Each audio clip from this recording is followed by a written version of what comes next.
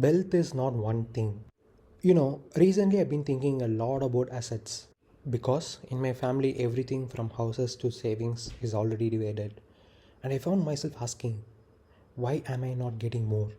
Why am I not creating more than what's already been handed down to me? Because if I'm only depending on what's already been built, if I'm living off ancestral wealth, then I'm not really creating anything new. I'm just cutting the pie, not baking it. And that realization started bothering me deeply. So I began asking, like, what actually is wealth? That's when I came across this idea from David Deutsch. Wealth is the ability to affect transformation in the world. Not money, not status, not assets, but the ability to cause change. And that completely shifted how I see life. Because if wealth is transformation, then there are so many forms of it. A clear mind is wealth. A strong, healthy body is wealth. The ability to explain things clearly, that's wealth. The courage to fail and try again, that's wealth. Even humility, the ability to remain correctable, that's also wealth. And when I saw it that way, I realized money is just one form of wealth. It's one language of transformation. But there are dozens of others: intellectual, emotional, spiritual, creative. That's what this episode is about. How I stopped thinking of wealth as something you inherit and started seeing it as something you generate through better explanations, better decisions, and better understanding.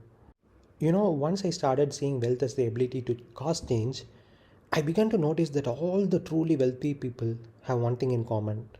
They don't depend on what was handed down to them, they depend on what they understand. Think of someone like Elon Musk. You can debate his personality, his chaos, his flaws, but what's undeniable is that he understands reality at a fundamental level. He didn't inherit Tesla or SpaceX, he built them by understanding how things work. He understands physics, human motivation, business structures, storytelling, attention, recruitment, all of it. And every time he enters a new field, rockets, cars, AI, he doesn't just compete, he redefines the game. That's what wealth really is. Not money, but the power to create new possibilities. And that made me reflect on myself. I realized I've spent years around people who have already have assets, properties, savings, everything divided and organized. But that's not creation, that's maintenance.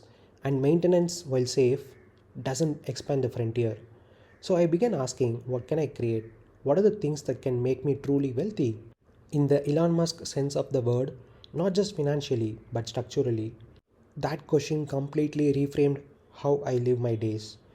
Because if wealth is transformation, then the only path to it is through capabilities. So instead of chasing money directly, I started working on the inputs that make money inevitable. Slowly, I started to see money not as a chase, but as a signal that my understanding has become useful to others. If you look at someone like Elon Musk again, or Naval, or Sam Altman, they all think in this way. They aren't chasing money, they are chasing truth. And because their truths are useful at scale, the money flows naturally. That's the biggest mental flip you can ever have. You don't work to make money, you work to understand things so clearly that money starts chasing you. So, when people ask me today, what should I work on if I want to make a lot of money? My answer is always the same: work on what expands your understanding and your leverage. Learn to build so you can manifest your ideas. Learn to sell so you can move people. Learn to automate so you can scale effort. Learn to communicate so your ideas can travel. Learn to think clearly so you don't self destruct. Everything else is noise because at the end of the day, wealth isn't just number. It's the degree to which you can shape reality in your favor, ethically, intelligently, and beautifully. That's why I say the aim is not to have more money or things, but to increase the reach of good explanations. Because explanations outlive you, they scale, they free people, and when your explanations, your work, your clarity starts transforming others, that's when you become truly wealthy. That's when you are not living off the past anymore. You are building the future. Lately I've been thinking also about like David Deutsch said that knowledge grows only through error correction. And it's very true because when I look at my life right now, I'm stuck in same place. It's peaceful, yes, but it's also closed. It's like I'm surrounded by the same kind of people, same kind of problems, same kind of conversations. And if I stay here for long enough, my mind will just optimize for comfort, not growth. I'll stop producing new explanations. And then I realized something big. If wealth is the ability to cause transformation, then exploration is what expands that ability. So every time you step out, meet new people, enter new domains, or start new projects, you are literally expanding your reach of transformation. You are growing your wealth, not financially, but explanatorily. Let me break that down. Let's say I start talking to more people on LinkedIn. That's not just networking, that's societal wealth. Because now my ideas are colliding with the other minds. They are being refined, challenged, corrected. Or let's say I move to a new city or work with startup in a different market. That's contextual wealth. I begin to understand how systems behave under different conditions. What works in this place, what might fail in that place. That understanding itself becomes wealth. If I try to build something from scratch, that's creative wealth. I learn what it means to bring an idea from imagination to existence. I see how people respond, what breaks, what scales. Even failure, that's psychological wealth. Every time you get rejected or fall short, you're actually hardening your emotional system, making it less fragile. And when your emotional system becomes anti fragile, your ability to act expands. You can attempt bolder transformations. And then there is epistemic wealth, the kind you build when you study, read, or reflect deeply. It's your ability to explain the world better than you did yesterday.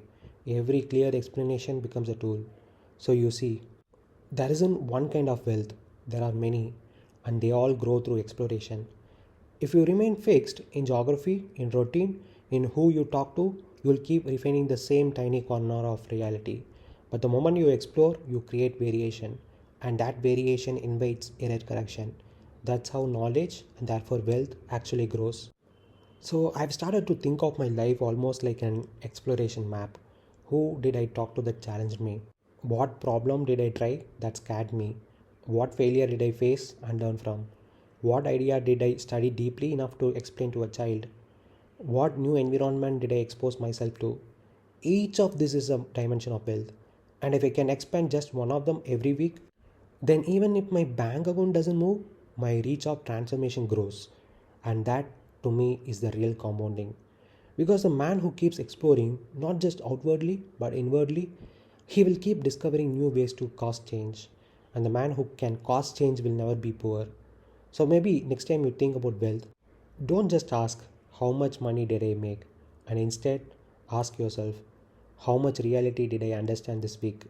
Because wealth in the end is not about possession, it's about reach, the reach of your understanding, the reach of your transformations, and the reach of your explanations.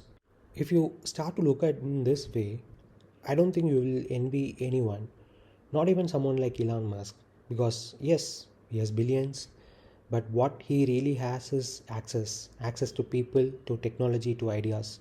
That's his wealth. And you can build yours too through exploration, through understanding, through creating. Wealth isn't a race, it's a reach. And every day you explore, even a little, your reach grows. That's all you need to know.